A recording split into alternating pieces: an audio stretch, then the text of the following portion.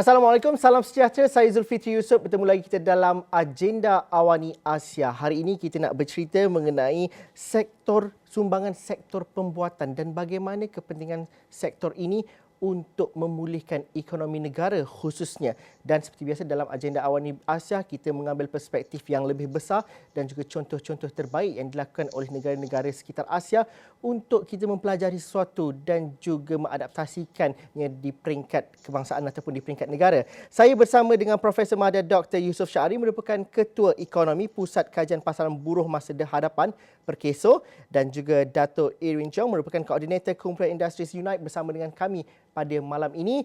Mungkin saya mulakan dengan Profesor Mahadar Dr. Yusof Syahri terlebih dahulu. Minggu ini juga kita menyaksikan beberapa sektor ekonomi diberikan kelonggaran dan juga dibuka, dan ini termasuk kepada sektor pembuatan dengan mengamalkan amalan SOP yang tertentu. Bagaimana kita melihat signifikannya pembukaan dan juga lebih banyak kelonggaran diberikan kepada sektor pembuatan, dan dalam masa yang sama bagaimana kita nak memastikan bahawa ianya selari dengan faktor kesihatan awam juga dalam masa yang sama, Doktor? Baik, Zul. Terima kasih yang bagi Dato' Irwin. Selamat bersama saya kali ini. Begini, Zul. Pada pemerhatian dan juga analisis ekonomi, kalau kita lihat dari perspektif ekonomi, pembukaan aktiviti ekonomi itu sudah sampai masanya sangat-sangat diperlukan. Seolah-olah nak bagi signal bahawa jika kita terus kurung rakyat, keadaannya akan bertambah buruk. Kerana dari segi statistik dan faktanya adalah kalau kita lihat daripada bulan Jun, kadar pengangguran naik daripada 4.5% pada Mei kepada 4.8%.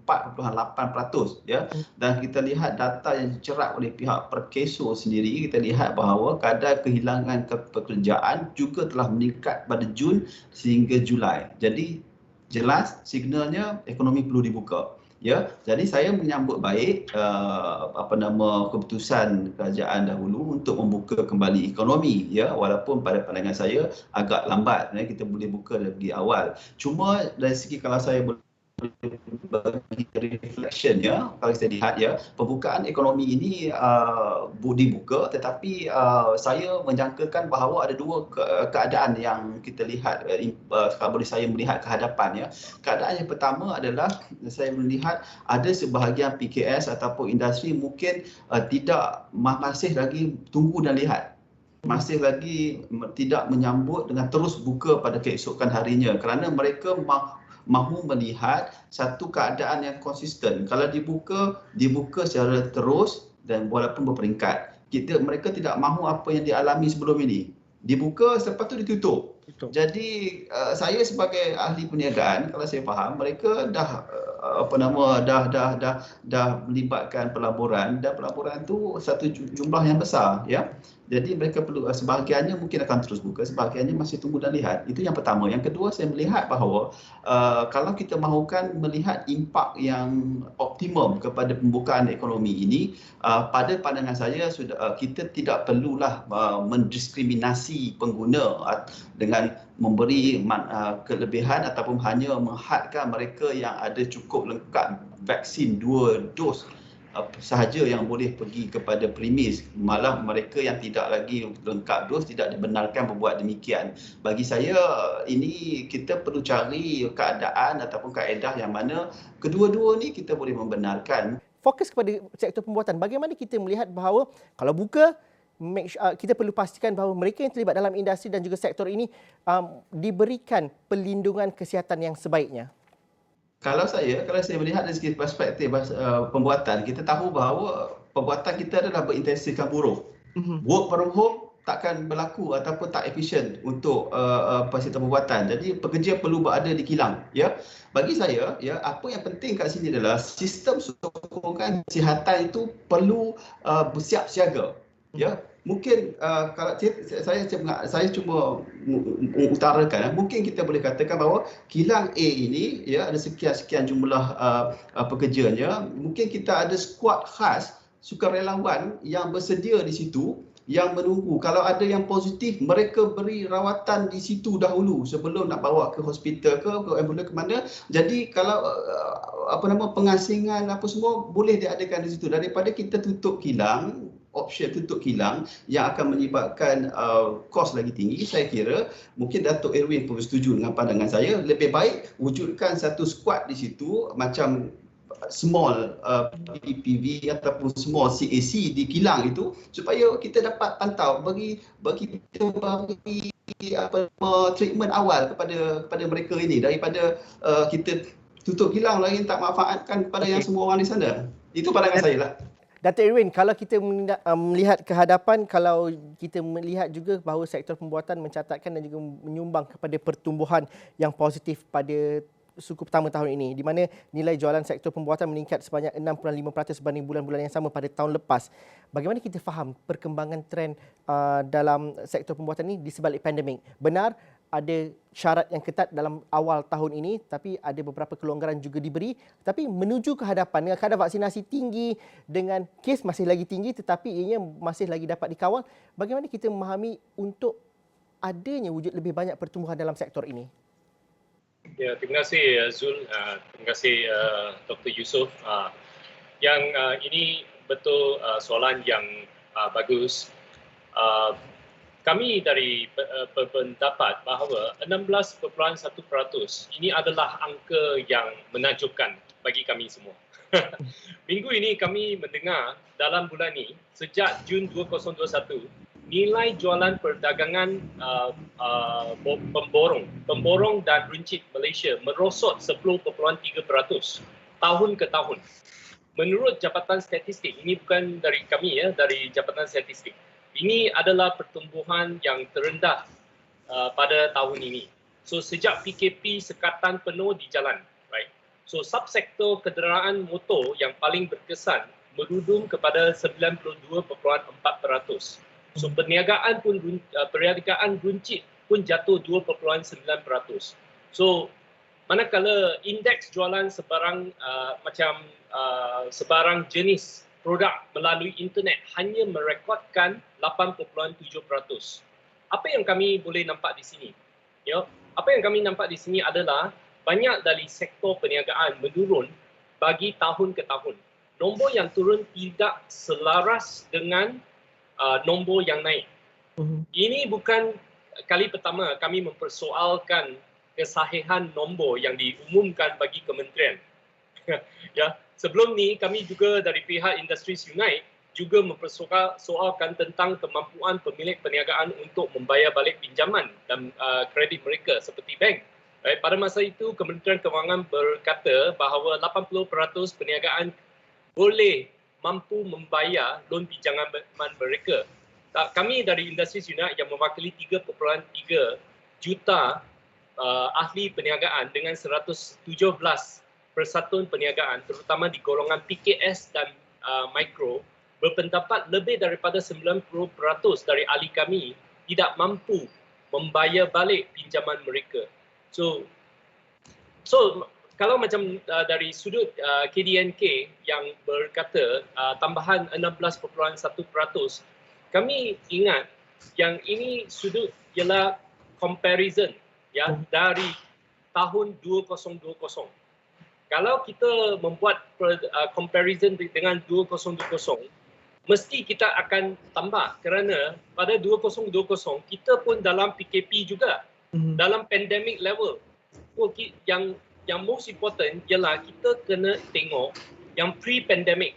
Kalau boleh pre-pandemic bertahun 2019.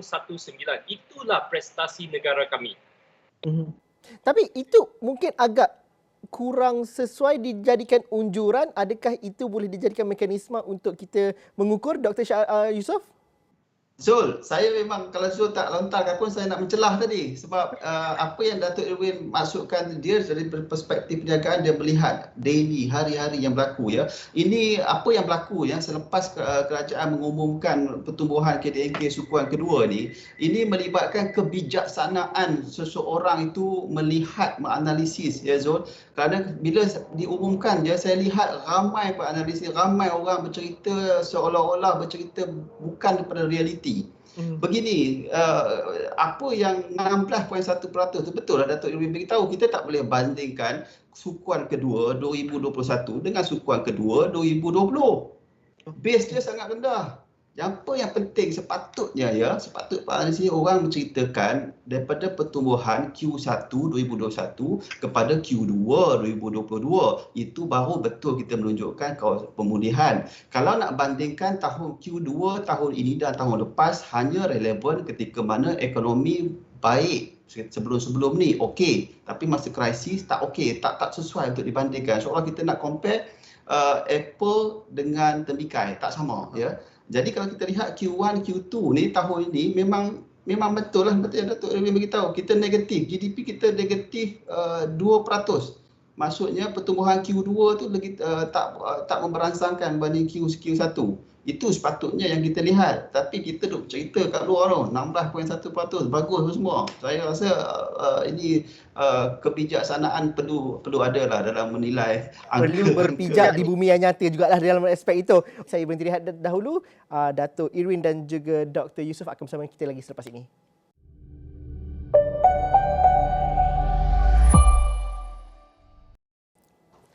Okey, baiklah. Bertemu lagi dalam agenda Awani Asia. Datuk Irwin Chong, Koordinator Kumpulan Industries Unite dan juga Profesor Madar Dr. Yusof Syahari masih lagi bersama dengan saya pada hari ini. Kita bercerita mengenai pentingnya sektor pembuatan, tapi kita bercerita pentingnya juga pembukaan sektor-sektor ekonomi untuk memastikan bahawa pemulihan ekonomi itu dapat dicapai. Datuk Irwin, bagaimana kita lihat angka tadi, tapi dalam masa yang sama juga pandemik mengajar banyak perkara dan salah satu perkaranya ialah bagaimana kita mengoptimumkan penggunaan sumber manusia, tenaga kerja, dan dalam masa yang sama kita perlu lindungi mereka. Justru beberapa negara tertentu, khususnya China, memandang kepada aspek digitalisasi dan juga teknologi secara menyeluruh untuk memastikan bahawa trend dalam sektor-sektor tertentu itu tidak hanya berteraskan kepada pekerja-pekerja berkemahiran rendah. Dalam aspek ini, adakah kita masih lagi bergelut dan cerita bagaimana kebergantungan kita pada warga asing, kepada pekerja-pekerja yang jumlahnya ramai dan sebagainya, Datuk? Ya, ini adalah soalan yang tepat. Sebelum ni, kami daripada pihak Industries Unite dapat bekerjasama dengan Kementerian Pembangunan Usahawan, MINDEC, yang berhormat Datuk Seri Wan Junaidi. Kami ada bermesyuarat dengan pegawai atasan kementerian serta dihadiri oleh Ketua Eksekutif SME, KOP, Tekun Nasional dengan SME Bank dan Bank Rakyat. Dalam mesyuarat berikut, kami berpendapat bahawa setiap negara mempunyai keistimewaan tersendiri, right? So negara-negara kami ya di rantau Asia telah diteladani dalam menaik tarafkan macam digitalisasi, macam Malaysia pun kita ada package digitalisasi, right? So ini adalah amat bagus. Tapi pertama kali kami daripada Malaysia mesti tahu apakah kekuatan kami, right? Apakah kekuatan kami? Pastilah industri yang paling kuat berada di petroleum, dan gas, getah, plastik dan berikut. Ini semua selalunya berada di MNC, ya, yang syarikat pembuatan yang besar. Tapi kalau kami tengok dari sudut peratusan, dia hanyalah 30% daripada kesemua bidang-bidang sektor industri. Yang lain 70% dari PKS, dari micro entrepreneurs dan pembuatan kecil. Kalau kita tengok dari sudut pembuatan kecil, bukan kecil saja, kecil dan sederhana, selain daripada sektor-sektor yang itu, kita tidak beri tumpuan kepada yang boleh mendalam seperti industri kreatif. Industri kreatif ialah industri yang kekuatan teras kami Malaysia. Saya bagi contoh, sahabat macam bidang tradisi, budaya, macam fashion, pakaian dan kasut.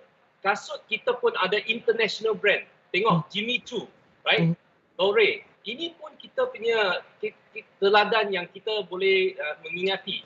So kami berpendapat bahawa kita tidak memberi peluang kepada industri ini untuk berkembang. Ini diikuti dengan inkubasi, mungkin latihan, dorongan dari awal-awal lagi. Jika kita tidak melakukannya, manakala bakat-bakat akan meninggalkan negara untuk berkembang di luar negara. Tapi Datuk setuju juga bahawa industri ini juga khususnya dalam skala PKS gagal mengadaptasi digitalisasi dan juga mengadaptasi teknologi-teknologi yang besar kerana modal dan juga kerana struktur ekonomi ataupun ekosistem tu yang masih lagi berskala kecil. Justru pandemik akan menyebabkan mereka bahawa susah juga nak melabur untuk aspek-aspek ini, seolah macam terasing dalam perancangan mereka. Setuju dalam situasi ini?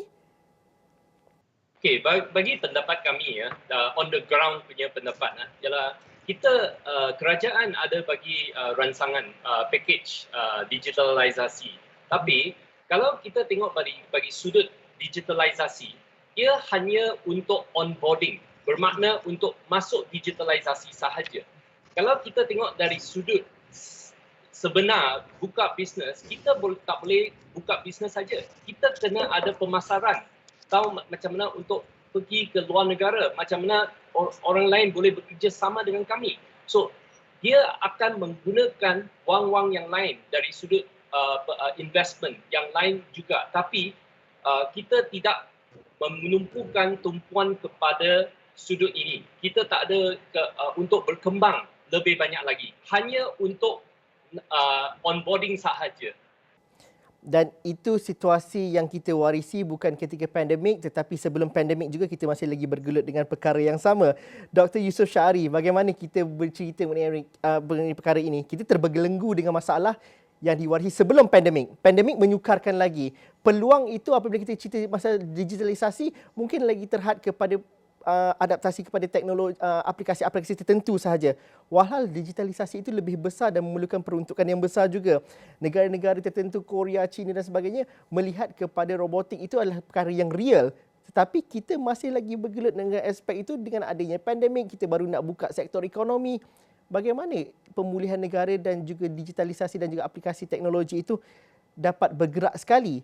Adakah ini terlampau idealistik untuk dilakukan sekarang? Begini Zul, dalam masa yang terhad ini saya cuma nak kongsi satu faktor ataupun penyebab kenapa keadaan ini berlaku ya, dengan melihat kepada negara seperti China, Korea Selatan dan negara-negara maju ya. Saya nak kongsi ini berdasarkan research saya juga ya. Kita melihat aspek kebergantungan PKS dan juga syarikat bersaiz besar. Di Malaysia kita kena terima hakikat bahawa strukturnya pertalian ataupun perkaitan hubungan kesaling bergantungan ni di antara PKS dengan syarikat besar sangat lemah ya, tidak seperti China, tidak seperti Korea Selatan yang mana kesaling bergantungan mereka ni antara GLC, antara MNC ni dengan syarikat tempatan PKS ni sangat kuat ya. Di Malaysia, saya bagi faktanya adalah syarikat besar di Malaysia dari satu sudut, syarikat PKS ni yang paling besar dari segi majoritinya, bilangan mereka bergantung kepada syarikat besar dalam rantaian bekalan, dalam mendapatkan input. Tetapi syarikat besar tidak kurang bergantung kepada PKS. Mereka banyak bergantung sama-sama mereka dan juga dengan pihak luar. Jadi kalau kita bercakap tentang teknologi, kita bercakap tentang pelaburan yang tadi ya, kita tahu PKS ni mempunyai financial constraint, kekangan keuangan, pelaburan yang sangat terhad. Jadi kita mengharapkan jika ada kesaling bergantungan yang kuat di antara syarikat besar dan syarikat kecil, syarikat PKS ini, jadi pelaburan yang isu tadi dapat dikurang sekurangnya dapat kita kurang kekangan itu tidaklah ada sangat jika masing-masing memerlukan antara satu sama lain yang saya nak maksudkan. Jadi kita kena terima hakikat juga Zul, kenapa ya teknologi kita sangat rendah di Malaysia berbanding dengan negara-negara lain disebabkan oleh spillover effect ataupun kesan limpahan teknologi antara syarikat MNC dan syarikat besar tidak berlaku kepada syarikat-syarikat kecil ya. Kalau cuba kita imaginekan cuba kita imagine keadaan yang mana syarikat kecil mempunyai kekangan dalam mempromosi barangan ekspor mereka di rantau luar. Tapi kita tahu kekuatan syarikat besar mereka mempunyai pengaruh di luar sana. Jadi dengan berhubung dengan syarikat besar, mereka dapat tembusi pasaran luar. Samalah konsepnya macam perhubungan antara kita kan Zul. Saya tak ada connection nak duduk dekat Awani ni. Mungkin dengan Zul saya boleh gunakan untuk supaya saya dapat bercakap di depan Awani sekarang ini bersama dengan Datuk Idris.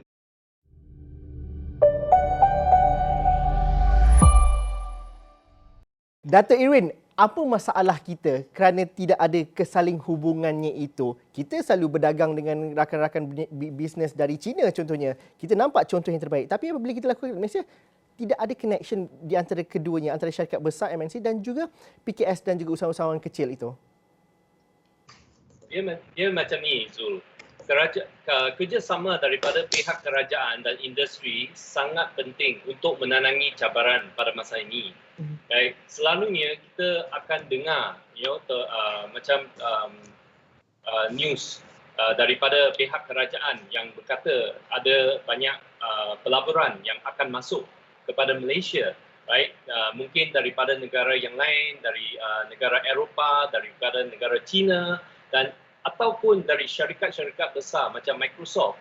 Tetapi di mana dia plan-plan ini dan inisiatif yang berlaku, yang kami hairan ni, kerana selalunya kita akan dengar berbilion-bilion perkembangan akan masuk. Tapi bila masuk ke Malaysia, kita tak nampak dari sudut industri, dari pihak kami semua orang pun tak ada Rasa jimatnya. Tak ada rasa jimatnya, betul. So untuk mendapat cadangan, kalau boleh bekerjasama, kita boleh mencadangkan lebih telus dan terang pihak untuk bekerjasama untuk menjayakan macam cetakan biru atau plan-plan semasa. Pihak kami boleh melaksanakan plan ini untuk mendapat dorongan, mendapat lebih lagi investment masuk kepada Malaysia.